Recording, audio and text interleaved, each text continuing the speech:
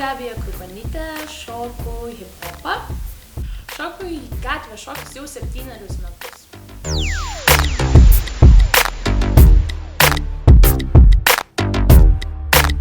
Man šokis yra laimė, nes šokant aš galiu gyventi čia, dabar ir šiandien.